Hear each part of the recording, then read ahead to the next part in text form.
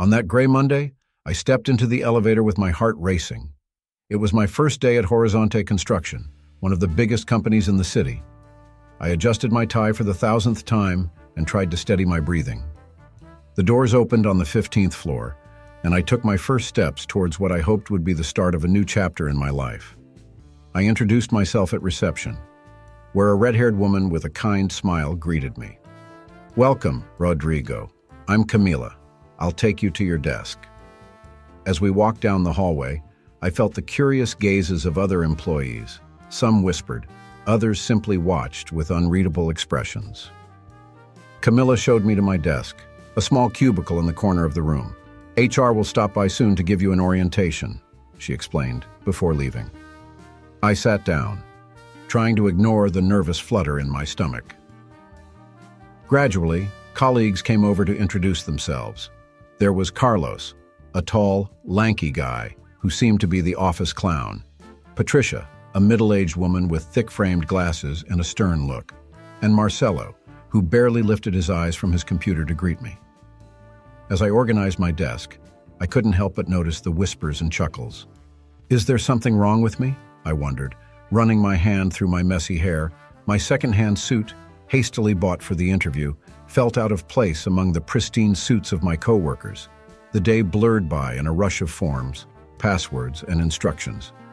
When I finally got home, exhausted, I collapsed onto the worn-out couch in my small apartment. It was just the first day, I tried to reassure myself. But a persistent voice in the back of my mind whispered that maybe I wasn't cut out for this place. Little did I know, this was only the beginning of a journey that would change my life forever. The following days weren't much different from the first. I arrived early, eager to prove my worth, but each morning, the knot in my stomach tightened a little more. The sideways glances and muffled laughter continued, and I couldn't figure out why. On Wednesday, during lunch, I decided to sit with some colleagues in the break room. Carlos, the office joker, shot a look at Patricia and said loudly, "So, Rodrigo, how's that report coming along? Have you managed to open Excel yet?" My face burned. The truth was, I was struggling with some of the more complex formulas, but I didn't want to admit it. "I'm doing fine, thanks," I muttered, focusing on my sandwich. Patricia adjusted her glasses and commented in a condescending tone, "Sweetie, if you need help, just ask. Not everyone is good with technology, you know?" I swallowed hard, feeling smaller by the second. It was true that my previous job had been at a smaller company with simpler systems, but I was doing my best to learn. The next day, I overheard Marcelo talking to a colleague I didn't recognize. "Did you see the new guy's resume? Word is he didn't even finish college. How did he land this job?" The pieces began to fall into place. My lack of a degree, my inexperience with certain software, even my cheap suit, all of it was being noticed and judged. The suspicion from my coworkers was palpable, and I felt more and more like an imposter. That night, lying in bed, I wondered if I had made a mistake by taking this job. Maybe I really didn't belong here. But a small voice inside me insisted, "You deserve to be here. You can do this." With renewed determination, I promised myself I would prove my worth, no matter what. The second week started with a heavy feeling in the air. My resolve to prove myself was strong, but the glances and whispers had evolved into something crueler. On Monday, I arrived at my desk and noticed something was wrong. My keyboard was covered in a sticky substance, and there was an anonymous note, "How about a typing course?" I cleaned it up silently, feeling the amused looks around me. On Tuesday, during a team meeting, Carlos interrupted me several times as I tried to present my ideas. "Sorry, Rodrigo, but I don't think you understood the briefing. Let me explain it in simpler terms," he said, earning chuckles from the others. Wednesday brought a new humiliation. I found my lunch in the trash with a note saying, "We thought this suits you better." That day, I skipped lunch, my stomach too knotted to eat. The bullying intensified. Important files disappeared from my computer. I received emails with jokes about my competence. Once I heard Patricia tell a colleague, "Poor guy doesn't even know how to use a spreadsheet." How did he get here? Each day was a new battle. I tried to keep my composure, to hide how much it hurt, but inside, I was crumbling. The doubt that had been a small seed was now in full bloom. Maybe I really didn't belong here. On Friday, I found my desk covered in sarcastic post-it notes offering tips on how to do my job. It was the last straw. I sat down, my hands shaking, trying to hold back the tears that threatened to spill over. The weeks that followed brought bullying on a scale I never could have imagined. What started as veiled taunts and bad jokes had evolved into a nightmare.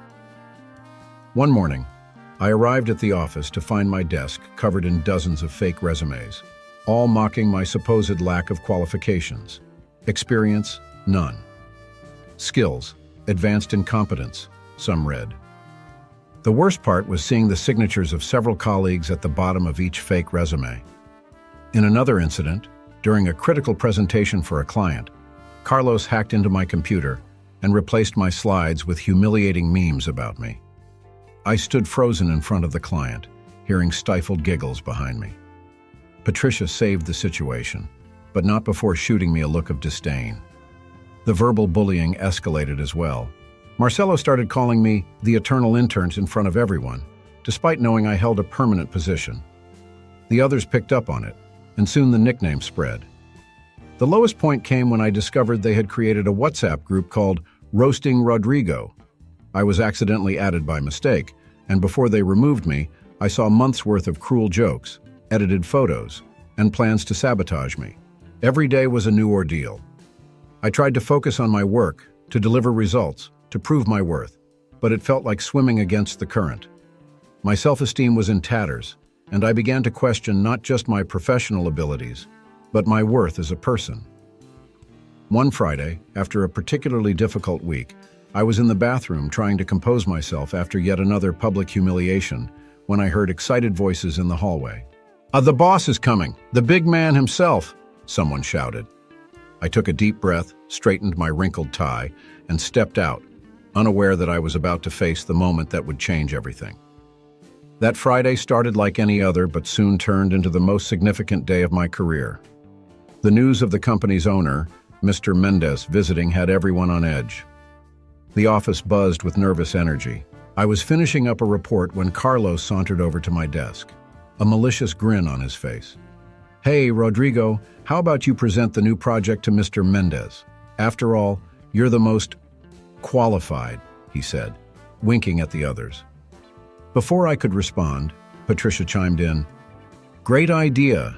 Mr. Mendez would love to see the talent we have around here." Her words dripped with sarcasm. I felt my stomach sink. I knew I wasn't prepared for this, but refusing would only make things worse. With trembling hands, I began gathering my notes. Mr. Mendez arrived shortly after, an imposing man in a flawless suit. Everyone gathered in the conference room, and I was pushed to the front. "This is Rodrigo. He's going to present our new project," Carlos announced, giving me a pat on the back that felt more like a shove. I swallowed hard and began speaking, my voice trembling. I had barely started when I noticed the smirks around the room. I looked at my slides and, to my horror, realized someone had altered my presentation. Where there should have been graphs and data, there were memes and jokes about my incompetence. Panic washed over me. I stammered, sweated, tripped over my words. The laughter of my colleagues echoed in the room. I saw Mr. Mendez frown, his expression a mix of confusion and disappointment. When I finally finished, the silence was deafening. I wanted the ground to swallow me whole. Then Mr. Mendez stood up, his gaze sweeping the room. "Interesting presentation, Rodrigo," he said, his deep voice filling the space. "I think we have a lot to discuss. All of you, stay here. Rodrigo, come with me to my office, please." With my heart in my throat, I followed Mr. Mendez out of the room, feeling the stares of my colleagues on my back. What happened next, I could never have predicted. I followed Mr. Mendez to his office, my heart pounding so hard I was sure he could hear it. He closed the door behind us and motioned for me to sit. "Rodrigo," he began, his voice surprisingly gentle, "I want you to tell me exactly what's been happening in this office. Don't leave anything out." I hesitated for a moment, but something in his eyes gave me the courage I needed. I started talking, the words spilling out like a flood. I told him about the bullying, the sabotage, the humiliations. I showed him the emails, the notes, even mentioned the WhatsApp group. Mr. Mendez listened intently, his face a mask of neutrality. When I finished, he was silent for a few seconds that felt like an eternity. "Rodrigo," he finally said, "do you know why I hired you?" I shook my head, confused. "I saw your resume, yes. But what impressed me was the project you developed at your previous company, that waste management system for sustainable construction. It was brilliant." I was stunned. That project had been my passion, something I had developed in my spare time. But I never thought anyone would notice. "You have a unique talent, Rodrigo. You see solutions where others see only problems. You're innovative, creative. You're exactly the kind of mind we need here." Tears welled up in my eyes. For the first time in weeks, they weren't from sadness or frustration. "But," Mr. Mendez continued, his tone becoming serious, "you need to learn to stand up for yourself, to show your worth. You can't let others diminish you." He stood up, walking to the window. "I have a proposal for you, Rodrigo, one that will change everything around here. Are you ready to take on a new challenge?" I swallowed hard, my mind racing with the possibilities. "Yes, sir," I replied, feeling a determination I didn't know I still had. "I'm ready." Mr. Mendez smiled, a glint of approval in his eyes. "Good, Rodrigo. Because what I'm about to propose won't be easy, but I believe you're the right person for it." He returned to his desk and opened a folder. "For months, I've been planning a company-wide restructuring. We want to become leaders in sustainable construction, but to do that, we need fresh ideas, a new approach." My heart raced. Could it be that? "Your waste management project, I want to implement it on a large scale, and I want you to lead this initiative." I was speechless. This was more than I could have ever dreamed of. "But," he continued, "it won't be simple. There will be resistance, especially from those who feel threatened by change. That's where the difficult part of the plan comes in." Mr. Mendez leaned forward, lowering his voice. "For now, we'll keep this under wraps. You'll stay in your current position, but you'll work directly with me on this project. I want you to observe, to identify who's really committed to the company's progress and who's just taking up space." I understood immediately. I would be his eyes and ears, gathering information he couldn't get directly. "It will be tough, Rodrigo. The bullying will probably continue for a while. But I promise you, it won't be in vain. We're about to shake up this company's foundations, and you'll be a key part of that." The prospect was both terrifying and exhilarating. Part of me wanted to shout the truth to everyone, to show that I wasn't the failure they thought I was. But I understood the importance of secrecy. "I accept, Mr. Mendez," I said, my voice steady for the first time in weeks. "I won't let you down." He nodded, satisfied. "Good. Now, let's get back to the conference room. It's time to start turning the tide." I stood up, feeling reborn. The road ahead would be tough, but now I had a purpose, a powerful ally. The real battle was only beginning. The weeks that followed were an emotional roller coaster.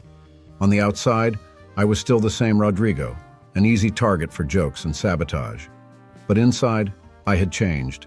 Every insult, every humiliation now fueled my determination. I worked tirelessly, splitting my time between my regular tasks and the secret project with Mr. Mendez. At night, I stayed late at the office, developing ideas, refining the sustainability project. One day, I noticed Marcelo watching me curiously. "You've been really dedicated lately? Huh, eternal intern," he remarked, his tone a mix of mockery and something that sounded like respect. I shrugged, keeping my expression neutral. "Just doing my job," I replied. Things started to change subtly. My reports, once ignored, now received attention. In meetings, I noticed people actually listening to me. Carlos still tried to interrupt me, but his jokes no longer had the same effect. The big turning point came during a presentation for an important client. Patricia, who was leading the project, was visibly nervous. When the client asked a complicated question about sustainability, I saw the panic in her eyes. Without thinking, I stepped in. I used my knowledge from the secret project to provide a detailed, innovative answer. The room fell silent, everyone staring at me in surprise. The client was impressed. "This is exactly what we've been looking for," he exclaimed. "I want this young man to lead the project." Patricia looked at me, a mix of shock and gratitude on her face. Carlos looked like he had swallowed a lemon, and at the back of the room, I saw Mr. Mendez smiling discreetly. In that moment, I felt the balance of power shift. The eternal intern had become the indispensable expert. The transformation was only beginning, and I couldn't wait to see what came next. The shift in the office dynamic was palpable. The teasing died down, replaced by curious, sometimes even respectful looks. Not everyone, however, was happy with my rise. Carlos, in particular, seemed determined to bring me down. One morning, he walked into the conference room where I was preparing for an important presentation. "So, the company's golden boy is busy, huh?" he sneered. "Enjoy it while you can. Soon, everyone will see you're just an imposter." I took a deep breath, remembering Mr. Mendez's advice about standing up for myself. "Carlos, enough," I said firmly. "Your behavior has no place in this company." He laughed, mocking. "And who's going to stop me? You." At that moment, the door opened. Mr. Mendez walked in, followed by Patricia, Marcelo, and other team members. "Actually, Carlos, I will," said Mr. Mendez, his voice sharp. The color drained from Carlos's face. "Mr. Mendez, I didn't know you were here." "Clearly," the boss replied. "Rodrigo, please, share with everyone the project you've been working on." With confidence I didn't know I had, I presented the restructuring plan to make the company a leader in sustainable construction. I explained how each department would be affected and the long-term benefits. When I finished, the silence was deafening. It was Patricia who broke it. "This is brilliant. Why didn't we think of this before?" Mr. Mendez smiled. "Because we were too busy judging appearances and diplomas instead of valuing ideas and dedication." He turned to me. "Rodrigo, from today, you'll be leading this project." Carlos looked like he was going to faint. Others looked embarrassed, some enthusiastic. "And for those who can't work in an environment of mutual respect," Mr. Mendez continued, staring directly at Carlos, "we'll be having a serious conversation about your future in this company." In that moment, I felt the weight of the past few weeks lift off my shoulders. The final confrontation had come, and I was on the winning side. The days following the confrontation brought swift and deep changes. Carlos was removed from the company, while others received formal warnings. Mr. Mendez made it clear that no form of harassment or discrimination would be tolerated anymore. I was officially promoted to Sustainable Projects Manager, with my own team and budget. The project I had been developing in secret was now the company's flagship initiative. Surprisingly, Patricia became one of my biggest allies. "I misjudged you, Rodrigo," she admitted one day. "I hope we can work well together moving forward." Marcelo, though still reserved, started coming to me to discuss ideas. Other colleagues, who had barely noticed my existence before, now lined up to be part of my projects. The most significant change, however, was within myself. The confidence I gained didn't come from the promotion or the recognition, but from knowing my own worth and my ability to overcome adversity. One afternoon, as I was organizing my new office, Mr. Mendez appeared in the doorway. "So, Rodrigo, how are you feeling?" he asked with a smile. "Grateful and determined, sir," I answered honestly. He nodded, pleased. "Always remember these difficult months, Rodrigo. They've shaped who you are today. Use that experience to lead with empathy and to foster an environment where everyone can thrive." As he left, I reflected on everything that had happened. The road hadn't been easy, but each obstacle had made me stronger. I looked out the window at the city skyline and smiled. This wasn't an ending, but a new beginning, not just for me, but for the entire company. And I was ready to lead that change. Transforming not just our projects, but the culture of the workplace. The future was bright, sustainable, and, above all, respectful. Subscribe to the channel and like this video. God bless you.